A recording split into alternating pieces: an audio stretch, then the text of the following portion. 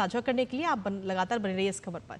इसी के साथ चलिए खबरों में आगे बढ़ेंगे, जहां पाकिस्तान की सेना ने सार्वजनिक रूप से पहली बार कबूल किया है कि 1999 के कारगिल युद्ध में उसकी भागीदारी थी, जिसमें पाकिस्तान को करारी हार का सामना करना पड़ा था। पाकिस्तान के सेना प्रमुख जनरल असीम मुनीर ने कारगिल में पाक सेना के जवानों की मौत की बात स्वीकार की है और इसे पाकिस्तानी सेना का पिछले 25 साल में पहला कबूलनामा माना जा रहा है, क्योंकि यह पहली बार ही कबूल किया गया है। इससे पहले कभी भी ये बात स्वीकार नहीं की गई थी। इसके अलावा 1999 के कारगिल युद्ध के दौरान पाक सेना प्रमुख जनरल रहे परवेज मुशर्रफ ने खुद कई बार पाकिस्तानी सेना की भूमिका को स्वीकार किया था। आपको बता दें कि पाकिस्तान शुरू से ही यह दावा करता आया है कि कारगिल युद्ध में कश्मीरी उग्रवादी शामिल थे, जिन्हें वो मुजाहिदीन बताता है, और इस कारण वो कारगिल युद्ध में मारे गए। यहां तक कि अपने सैनिकों के शवों को लेने से भी पाकिस्तान ने इनकार कर दिया था उस दौरान, जिसके बाद भारत ने पूरे सैन्य सम्मान के साथ पाकिस्तानी सैनिकों का अंतिम संस्कार किया था। लेकिन अब कहीं ना कहीं इस बात को स्वीकार किया जा रहा है पाकिस्तान की तरफ से कि कारगिल युद्ध में पाकिस्तान की भूमिका थी पूर्ण रूप से। तो जिस तरीके से 1999 की जब हम बात करते हैं, तो अभी तक आज तक पाकिस्तान ने कभी इस बात को कबूल नहीं किया है कि पाकिस्तान की सेना इसमें शामिल थी। हमेशा कश्मीरियों को इसमें शामिल किया जाता था कि कश्मीर के जो उग्रवादी लोग थे उनकी तरफ से यह हमला किया गया था। यहां तक कि जो लोग उस दौरान मारे गए थे, पाकिस्तान ने अपनी सेना के जो लोग थे उनके शवों तक को लेने से इनकार कर दिया था।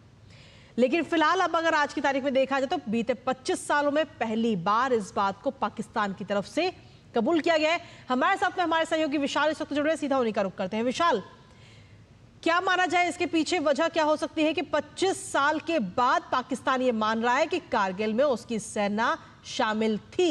और क्योंकि उस दौरान तो साफ तौर पर सिरे से नकार दिया गया था, यहां तक कि जो पाकिस्तानी सेना के जो सैनिक थे उनके शवों को लेने से भी इनकार कर दिया गया था उस दौरान।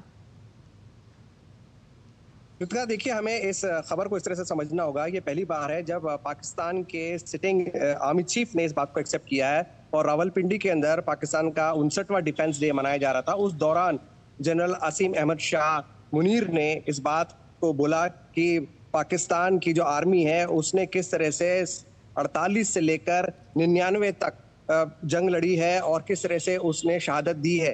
तो ये इसलिए इंपॉर्टेंट हो जाता है कि पाकिस्तान के जो सिटिंग आर्मी चीफ हैं जनरल असीम अहमद शाह मुनीर, उन्होंने इस बात को ऑफिशियली डिक्लेयर किया है और ये ऑन रिकॉर्ड है। लेकिन मैं आपको ये भी बता दूं कि 2010 में पाकिस्तान में अपनी वेबसाइट में 453 पाकिस्तानी फौजियों के नाम, ऑफिसर्स और जवान के नाम दिए गए थे जिन्होंने कारगिल युद्ध में पार्टिसिपेट किया था, और उसका रीजन दिया था कि killed in action against enemy.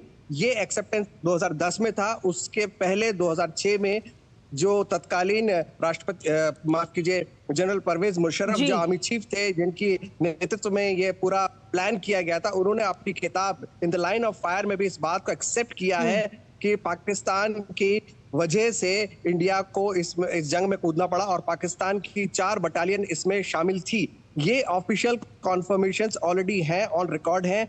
और इसके अलावा जो तत्कालीन प्रधानमंत्री थे नवाज शरीफ, जब उन्होंने स्टेप डाउन किया तो उन्होंने माना कि ये जो हमारा इंडिया के साथ जो एग्रीमेंट था उसका उल्लंघन है, और पाकिस्तान ने कारगिल के अंदर बैटल में पार्टिसिपेट किया और उन्होंने इस बात उकसाया, और इसकी वजह से ये पूरी जंग हुई भारत और पाकिस्तान के बीच। ये कॉन्फर्मेशन तत्कालीन प्रधानमंत्री के थे, ये कॉन्फर्मेशन तत्कालीन आर्मी चीफ के थे, और अब जो करंट आर्मी चीफ है पाकिस्तान के, उन्होंने भी इस बात को एक्सेप्ट किया है। इसके अलावा इंडिया ने तब पूरी दुनिया के सामने ये सबूत दिए थे जब उन्होंने डेड बॉडीज रिकवर की तो उनकी जेब में पाकिस्तान आर्मी के आइडेंटिटी कार्ड्स थे, और जब इंडिया ने पाकिस्तान को कहा कि ये आपके सोल्जर्स हैं, आप इनकी डेड बॉडीज ले लीजिए, पाकिस्तान ने लेने से मना कर दिया। और ये ऑफिशियली डॉक्यूमेंटेड प्रूफ है कि इंडिया ने यहीं पर भारत की सरहद में उनको दफन किया और पूरे ऑनर के साथ उनको मिट्टी दी गई। जी, लेकिन फिलहाल अब जो ये कबूलनामा हुआ है, इसके मायने क्या निकाले जाएं आगे, अगर हम भविष्य के नजरिए से देखें तो? देखिए, ये जो कबूलनामा है ये उस बात को पुख्ता करता है जो नवाज शरीफ ने कही, जो जनरल परवेज मुशर्रफ ने कही। जी। आज जब जो सिटिंग आर्मी चीफ इस बात को कबूल रहे हैं तो वो इस बात को मान रहे हैं कि पाकिस्तान जो है वो स्टेट स्पॉन्सर्ड टेररिज्म में का एपिसेंटर है, जो भारत बार बार कहता रहा है। और हमारे विदेश मंत्री ने भी ये कहा है कि पाकिस्तान स्टेट स्पॉन्सर्ड टेररिज्म को बढ़ावा देता है, it's the epicentre of terrorism.